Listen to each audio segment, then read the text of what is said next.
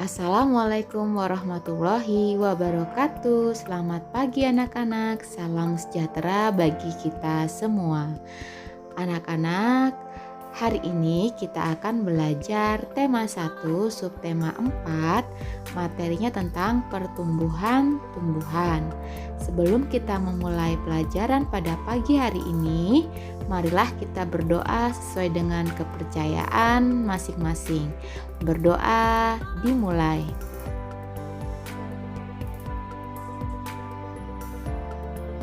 Berdoa selesai. Nah, anak-anak, untuk lebih jelasnya, mari kita simak baik-baik video berikut ini. Nah, anak-anak, di sini ada materi tentang bekerja sama. Kalian bisa perhatikan ada 2 gambar. Gambar pertama yaitu gambar kerja bakti di lingkungan masyarakat. Sedangkan gambar yang kedua yang di bawahnya itu ada gambar kerja bakti di lingkungan sekolah. Kerja bakti merupakan kegiatan yang memerlukan kerjasama untuk menciptakan lingkungan yang bersih.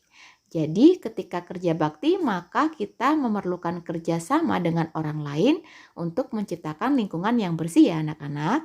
Manfaat dari kerjasama, yang pertama pekerjaan akan terasa lebih ringan. Dan yang kedua memupuk rasa persaudaraan. Ketika di lingkungan kita mengadakan kerja bakti, maka sikap kita adalah ikut kerja bakti ya anak-anak. Dan kerja bakti di lingkungan sekolah juga memerlukan kerjasama. Semua warga sekolah berkewajiban untuk menjaga kenyamanan dan kebersihan lingkungan sekolah. Jadi, dengan bekerja sama, maka pekerjaan yang akan dilakukan secara bersama-sama akan terasa lebih ringan dan tentunya pasti lebih memupuk rasa persaudaraan yang semakin erat ya anak-anak. Oke, jadi kerja bakti merupakan kegiatan yang memerlukan kerja sama ya anak-anak. Materi selanjutnya perhatikan slide berikutnya. Nah, anak-anak di sini ada gambar tentang kerjasama dalam menyelesaikan tugas. Lebih tepatnya gambar di sini adalah tentang berdiskusi ya anak-anak. Coba kita baca bersama dulu teksnya. Diskusi menyelesaikan tugas bersama teman merupakan contoh kerjasama di sekolah. Ketika menyelesaikan tugas sebaiknya harus dibagi secara merata atau adil, agar pekerjaan yang dilakukan cepat selesai dan terasa ringan. Apabila ada teman yang mengalami kesusahan dalam menyelesaikan tugas yang dibagi, maka sikap kita harus membantu teman kita ya anak-anak. Jadi, pada gambar berikut ini merupakan gambar contoh diskusi di sekolah. Nah, diskusi itu merupakan contoh dari kerjasama di sekolah. Nah, agar kerjasamanya itu dilakukan secara bersama-sama dan cepat selesainya, maka pembagian tugasnya harus dibagi secara merata atau adil ya anak-anak. Dan apabila kita menjumpai teman kita yang mengalami kesusahan dalam mengerjakan tugas, maka sikap kita adalah segera membantu teman kita. Paham ya anak-anak? Oke, materi selanjutnya kita simak baik-baik video berikut ini. Berikutnya adalah materi tentang pertumbuhan dan perkembangan tumbuhan.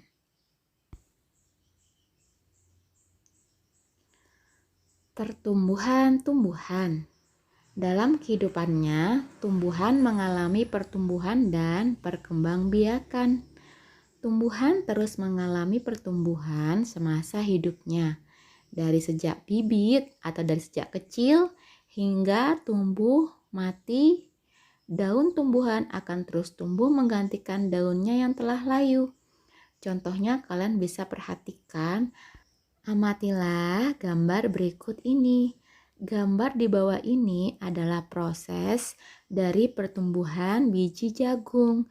Dimulai dari proses A sampai dengan proses E, yaitu proses dari biji jagung dari kecil hingga menjadi jagung dewasa.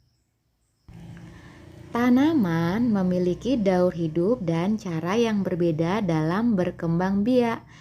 Perkembangbiakan tumbuhan itu ada 2, yaitu perkembangbiakan alami dan perkembangbiakan buatan. Coba anak-anak perhatikan perkembangbiakan alami. Mari kita baca bersama ya.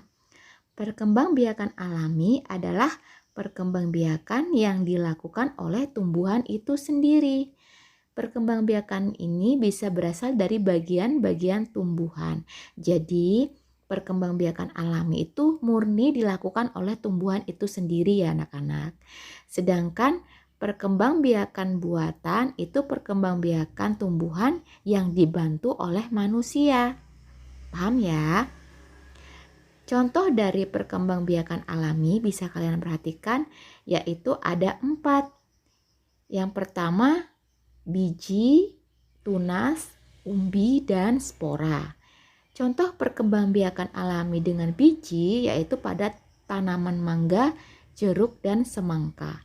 Sedangkan contoh perkembangbiakan alami dengan cara tunas, contohnya pada pohon pisang, bambu, cocor bebek.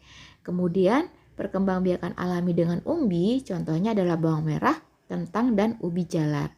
Dan perkembangbiakan alami dengan cara spora, contohnya adalah tumbuhan paku, lumut, dan jamur. Jadi perkembangbiakan alami itu ada 4 ya, biji, tunas, umbi, dan spora. Sedangkan perkembangbiakan buatan itu contohnya adalah dengan cara mencangkok. Oke, lebih jelasnya bisa kalian perhatikan slide berikutnya ya anak-anak. Berikut ini adalah contoh dari tumbuhan yang berkembang biaknya dengan cara biji ya anak-anak. Jadi coba kalian perhatikan ada gambar pohon mangga. Mangga, semangka, dan jeruk adalah contoh tanaman yang berkembang biak dengan biji. Paham ya anak-anak? Jadi mangga, kemudian semangka, dan jeruk adalah contoh tanaman yang berkembang biak dengan bijinya. Kemudian selanjutnya bisa kalian perhatikan gambar berikut ini ya anak-anak. Nah, di sini ada gambar pohon mangga ya. Coba kita baca dulu. Tumbuhan dewasa akan berbunga dan menghasilkan buah. Di dalam buah terdapat biji. Biji berkembang menjadi tanaman baru. Tanaman baru tumbuh menjadi dewasa dan berbuah kembali. Jadi awalnya pohon mangga itu ditanam melalui biji anak-anak ya, kemudian menjadi tumbuhan dewasa. Nah, ini adalah contoh gambar dari bagian biji ya. Di bagian biji itu ada yang namanya embrio. Embrio itu calon tumbuhan baru. Kemudian ada yang namanya kotiledon. Kotiledon adalah sumber makanan untuk calon tumbuhan baru. Jadi sumber makanannya itu ada di kotiledon. Kemudian ada yang namanya selimut biji. Selimut biji itu berfungsi untuk melindungi biji anak-anak. Oke, selanjutnya di sini ada perkembangbiakan alami dengan cara tunas. Kalian bisa perhatikan ya. Contoh tumbuhan yang berkembang biak dengan cara tunas ada gambar cocor bebek, kemudian pohon pisang dan pohon bambu. Jadi cocor bebek, pohon pisang, dan pohon bambu adalah contoh tanaman yang berkembang biaknya dengan cara tunas dan secara alami. Paham ya anak-anak ya?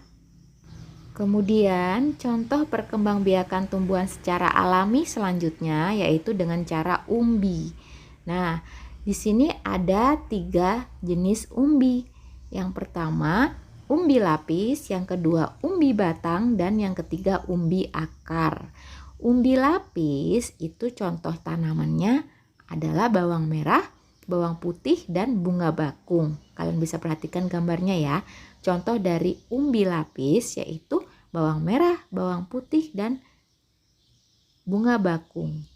Kemudian contoh dari umbi batang, kalian bisa perhatikan gambarnya ada gambar kentang. Kemudian talas dan gembili. Jadi kentang, talas, dan gembili contoh dari umbi batang. Kemudian ada yang namanya umbi akar. Umbi akar tempat cadangan makanannya itu di akar ya. Kalau umbi batang di batangnya. Kalau umbi akar itu contohnya adalah tanamannya apa saja. Ya, kalian bisa perhatikan ada wortel, singkong, dan ubi jalar. Jadi singkong, ubi jalar, dan wortel contoh dari umbi akar yang menyimpan cadangan makanan di akar. Jadi ada 3 jenis umbi lapis, umbi batang, dan umbi akar. Perkembangbiakan tumbuhan secara alami berikutnya yaitu ada spora. Tumbuhan yang berkembang biak dengan spora contohnya seperti tumbuhan paku-pakuan, jamur, ganggang, dan suplir. Nah, di bagian belakang tumbuhan spora di daunnya itu ada bintik-bintik berwarna hitam berupa biji dan sangat halus.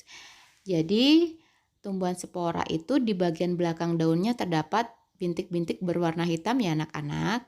Oke, selanjutnya perhatikan slide berikutnya. Oke, untuk selanjutnya perkembangbiakan buatan ya anak-anak. Perkembangbiakan buatan adalah proses perkembangbiakan tumbuhan dengan bantuan manusia. Nah, contoh dari perkembangbiakan buatan itu dapat dilakukan dengan cara mencangkok, stek, dan menempel. Kalian bisa perhatikan contoh perkembangbiakan buatan. Ada mencangkok, stek, dan menempel. Jadi perkembangbiakan buatan ini adalah perkembangbiakan yang sengaja dilakukan oleh manusia, bukan secara alami dari tumbuhan itu. Oke, ini adalah mencangkok. Mencangkok adalah cara perkembangbiakan tanaman dengan mengupas kulit batang dan dibalut tanah agar batang-batang tersebut memiliki akar. Keuntungan dari tumbuhan yang dicangkok yaitu tanamannya tumbuhnya lebih cepat dan mutu tanamannya lebih baik dari induknya. Sedangkan kekurangan dari tanaman hasil cangkokan itu tanamannya lebih cepat mudah roboh anak-anak karena akar tanaman hasil mencangkok lebih rapuh dari tanaman yang tumbuh dengan cara biji. Jadi kalau mencangkok itu kekurangannya adalah akarnya lebih mudah roboh dibandingkan dengan tumbuhan yang cara berkembang biaknya dengan cara biji anak-anak.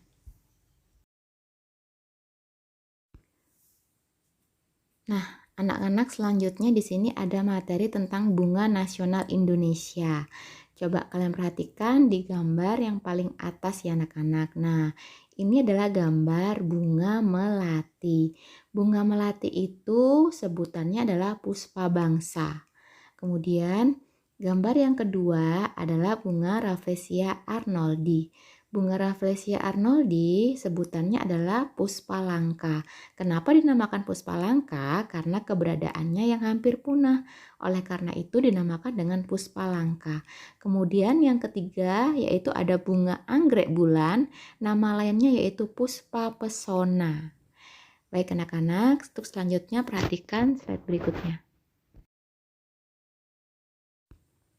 Nah, untuk selanjutnya coba perhatikan gambar berikut ini ya anak-anak. Ini adalah bunga mawar. Nah, bunga mawar ini dikenal dari negara Inggris ya anak-anak. Jadi, bunga mawar adalah bunga yang berasal dari negara Inggris.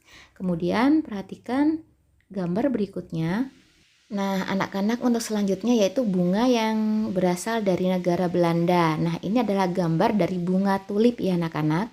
Bunga tulip adalah bunga yang dikenal sebagai bunga nasional di negara Belanda. Oke, baik anak-anak, cukup sekian kita belajarnya ya. Tetap semangat dan Ibu akhiri wassalamualaikum warahmatullahi wabarakatuh. Selamat pagi.